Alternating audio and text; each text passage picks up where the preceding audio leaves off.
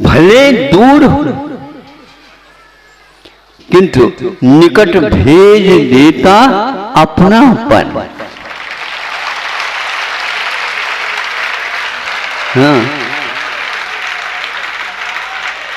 भले भले मैं दूर होने से मतलब नहीं, किंतु निकट उनके पास भावों के तरंगों से भेज सकते हैं। इसलिए हम सामने जो निकट बैठे हैं ना, उनको कम आशीर्वाद देता हूँ, और जो बाहर खड़े हैं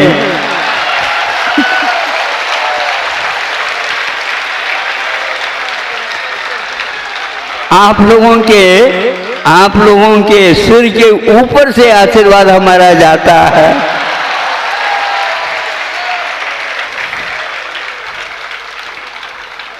तब अपने पास ग्राहक आते हैं और बंधे हुए ग्राहक रहते हैं, और जब भी मान लो थोड़ा उनको नहीं भी मिलता माल, तो कह देता हूँ आप यदि मान लो नहीं मिल रहा है, थोड़ी बहुत और प्रतीक्षा कर लो, कि कब तक करेंगे हम। भैया देखो, पुराने ग्राहक हो ऐसे नहीं कहा करे, हाँ, बल्कि नए नए ग्राहक आ रहे हैं, आप ही लोगों ने तो भिजवाया इन लोगों को। हाँ, आपकी बात सुन करके तो आए हैं, इसलिए इनको भी हम अच्छे पुराने नए ग्राहक बना लें। फिर इसके उपरांत इस दुकान के सौदा जो है ना, प्रचलन ज्यादा होगा, जिसका आपको भी हिस्सा मिलेगा। हम केवल माल ही नहीं देते हैं, कुछ हिस्सा भी देते हैं, समझे आप। हाँ, हमें यहाँ कोऑपरेटिव बैंक चलता है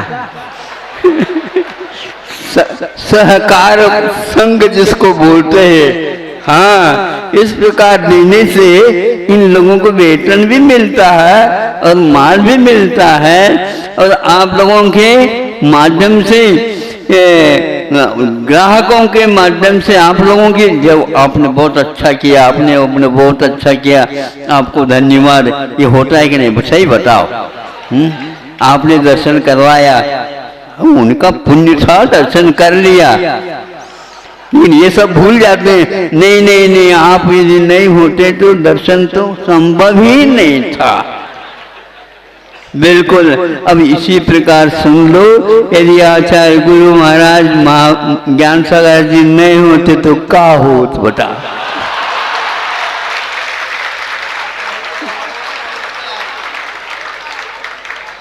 इसलिए हमारे ज्ञान सागर महाराज कहते थे, मैं भले ही दूर हूँ लेकिन अपने भावों को तो निकट तक भेजता रहता।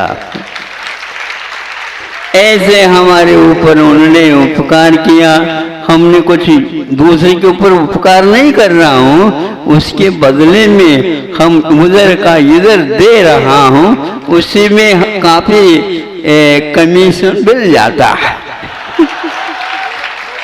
और ऐसा कहा था गुरुजी ने, यहाँ कभी भी डिपार्टमेंट, मतलब यहाँ कभी भी संस्था फेल नहीं होगी, यह कभी भी दिवालिया नहीं होगी। इसका तो जो सदस्य बन जाता है उसके लिए दिनों दिन वेतन बढ़ता ही चला जाता है।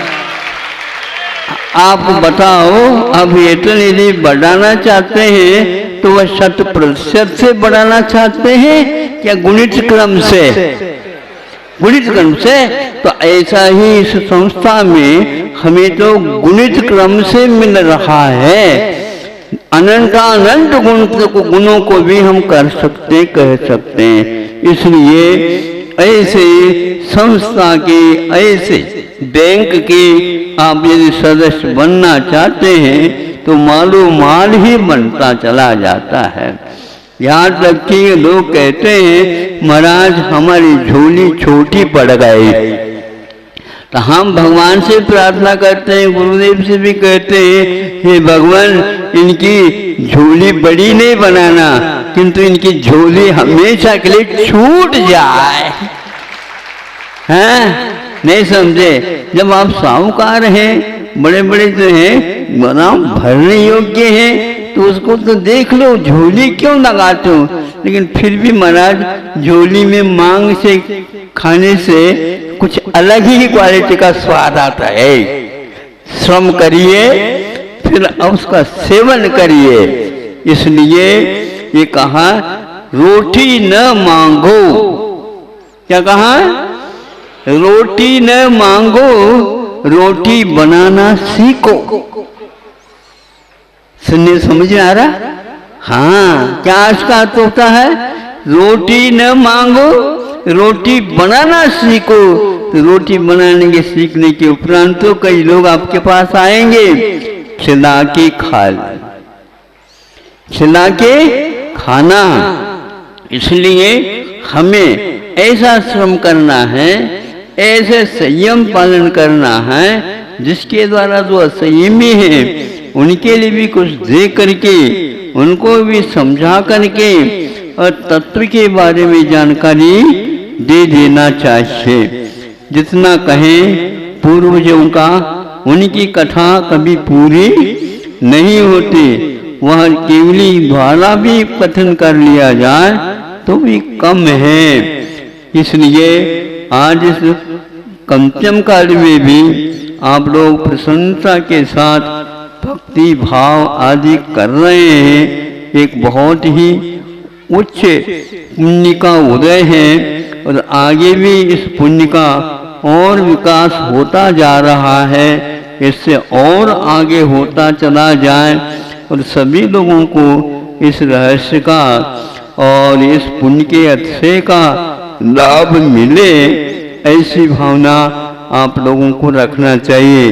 केवल स्वार्थ रख करके अपने ही परिवार को नहीं सोचना चाहिए, किंतु सारे जीव हमारे जैसे ही हैं स्वभाव से, उनके लिए भी यह लाभ मिले, ऐसी भावना हमेशा हमेशा रखना चाहिए। नहीं तो आप स्वार्थी कहलाएंगे।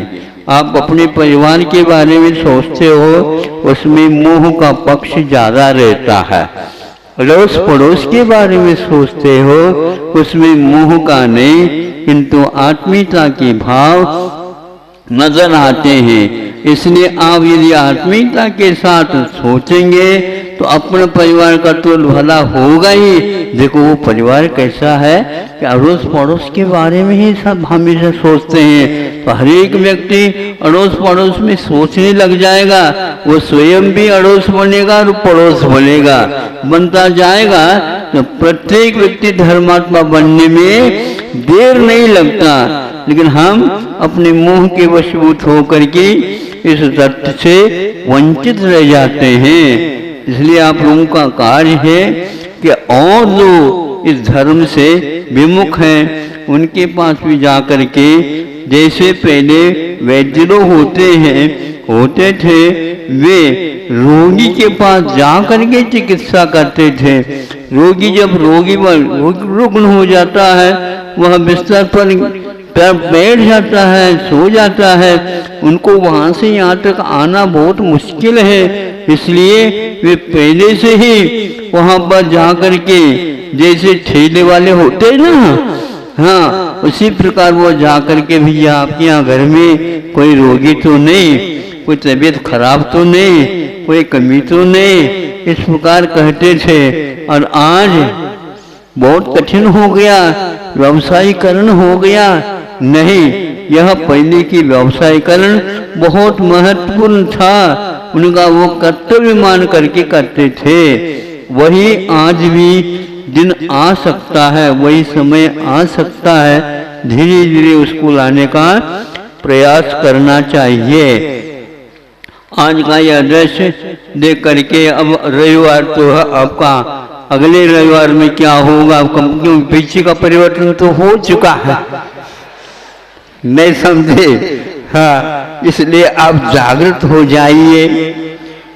आज ही कहा था यहाँ के प्रबंधकों को, मियाँ अब जो काफी हो गया है, जब झोली छोटी हो गई तो दूसरे के ऊपर भी थोड़े बहुत देखना चाहिए और उसको पूर्ण करने का प्रयास करना चाहिए। लेकिन ये भी हम याद दिलाना चाहते हैं, नहीं समझे, छोटी बन गई चोली तो कितना भर गया है, उसका सदुपयोग भी अपने ढंग से होना चाहिए। यदि ज़्यादा आ गया है, जिसके पास नहीं है उसके बारे में भी थोड़े सुन रहे हो क्या? नहीं, अच्छा, नहीं तो हमारा मतलब का हो गया, अब हम क्या सुन ले, ऐसा नहीं। हाँ, इसको ज़्यादा अंतराल न डाल करके जल्दी जल्दी उन घोषणा पत्र को वालों को संकेत दे करके उसका विशेष रूप से समय पर निर्जरा का वह कारण बने, ऐसा सोचना चाहिए। और जो कदम उठाए हैं कार्य के बारे में उनको जल्दी जल्दी पूर्ण करने का भी सोच लेना चाहिए, ताकि सब लोग, अभी तो कुछ नहीं है, अब इसके उपरांत आप लोगों की विशेष परीक्षा होगी।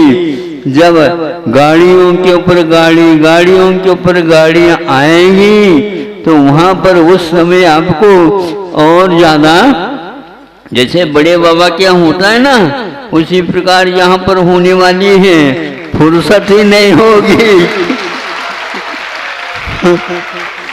ऐसे ही स्नान, ये इस प्रकार के स्नान मिलना है ही नहीं, तो वह लोग आएंगे यहाँ पर कहेंगे, और हमारे हम तो यहाँ पर एक दिन के लिए आए थे, अब हम एक हफ्ते पर रुकेंगे, उस समय प्रबंधक क्या करेंगे बताओ? है? हाँ, हमारा आशीर्वाद तो है, लेकिन हमारा तो यहाँ पर ठिकाना तो है ही नहीं, ये ठिकाने तो आप लोगों के हैं। इसलिए हमारा कहना है कि उन लोगों की जब प्रबंध आप करेंगे तब लगेगा कि आप लोग यहाँ पर कैसा यह अद्भुत काम हुआ है। इन सब की रक्षा संवर्धन व्यवस्थित करते हुए जो आती ही जनता उनको ज्यादा विशेष मन यहाँ पर लगे। ऐसे अभी एक सज्जन आए, सज्जन क्या, वो तो आश्रम के एक सदस्य के रूप में है, और उनके मुख से सुना, महाराज जी को पूछा ये क्या है? महाराज ये डॉक्टर है। कौन से डॉक्टर हैं? MBBS वगैरह नहीं, किंतु इंजीनियर हो करके IIT में इन्होंने पूरे काम कर लिया, फिर वो उसके उपरांत MTech वगैरह भी किया होगा, फिर बाद में वह अनुसंधान करके और विदेश में काम करके और यहाँ एक प्रकार से वैज्ञानिक जैसे बन गए। वो इस दोहरे क्षेत्र में आश्रम में एक सदस्य हैं। सोचो, मतलब इधर डिग्री की ओर देखते हैं तो आप लोग कहेंगे ये विश्वास नहीं होगा, लेकिन भीतरी डिग्री को देखते हैं तो यह वह व्यक्ति भी यहाँ पर रहने के लिए आतुर है और व्यवस्थित यहाँ पर धर्म ध्यान कर रहा है। ऐसे व्यक्तियों के लिए विशेष रूप से यह जगह बन चुकी है, इसलिए इसको व्यवस्थित रखो। ऐसा नहीं है जब तक महाराज जी हैं तब तक देखभाल कर लिया, ऐसा नहीं। सारी सब जनता का ये कर्तव्य है, इसका विशेष अभी तक जो किया है उससे कई गुना करना आवश्यक है। यदि आपके यहाँ मेहमान आ जाते हैं, दुकान जा सकते हो क्या? या तो उन्हीं को लेकर के जाओ दुकान, वो भी अच्छा नहीं माना जाएगा। उसी प्रकार यहाँ की दशा है। बूढ़े व्यक्तियों की कमेटी से अब काम नहीं चलने वाला है, इसलिए सारे युवाओं को हमारा आह्वान करता हूँ और यहाँ के प्रबंधन को अच्छे और कई गुना आगे का करना चाहिए। ज्यादा हजारों व्यक्ति भी आ जाएं तो भी हम इसके लिए व्यवस्था देने के लिए तैयार हैं, क्योंकि हमारी झोली छोटी पड़ गई है। इसलिए हम इसका सबका सदुपयोग करेंगे। ऐसा करेंगे तो यहाँ पर बहुत प्रभावना अच्छी होगी। वैसे ये नेमावर आर्य समाज की अपेक्षा से भी बहुत प्रसिद्ध स्थान है, क्योंकि यह नर्मदा के तट पर बसा है। उधर जाएं, इससे आगे पहले जाएं तो वहाँ जबलपुर में भी यही नदी है। उससे आगे चले जाएं तो भी अमरकंटक में यही नदी है। इसके आगे पहुंच जाएं तो वहाँ पर भी सिद्धूरकोट में यही नदी है। उसके आगे चले जाएं तो बड़वानी में भी वही नदी है। इस प्रकार इसके दोनों तटों पर श्रमणों ने आत्मा की आराधना उपासना की है। ऐसा एक क्षेत्र है, यह नाभि कुंड के माध्यम से भी प्रसिद्धि पाता है। यहाँ पर कुंद भगवान ने से इस क्षेत्र के लिए उन्होंने बताया रेवा वोह तड़गे, रेवा नदी के ये नर्मदा के 3 नाम है। एक नर्मदा है, ज्यादा प्रसिद्धि है अपने यहाँ नर्मदा के साथ रेवा, उहे तो रेवा नदी कहा जाता है। और एक नदी मेखला भी है। ये तीनों नाम इसी एक नर्मदा के हैं। सभी नदियां पूर्व की ओर बह जाएंगी, लेकिन ये अलकेली नदी एक प्रकार से पूर्व से पश्चिम की ओर बहती हुई गई है और बहरूस में जाकर के ये समुद्र में निविष्ट हो जाती है। इसके दोनों तटों पर एक प्रकार से साधना के केंद्र बने हुए हैं। आज भी वो जीवित हैं। उसमें से यहाँ सिद्धोदय सिद्धवरकोट एक प्रकार से प्रसिद्धि में आए हैं। या आप लोग उसकी अच्छी सेवा करिए और इसके माध्यम से अपने जीवन को सार्थक बनाएंगे। अहिंसा परमो धर्म।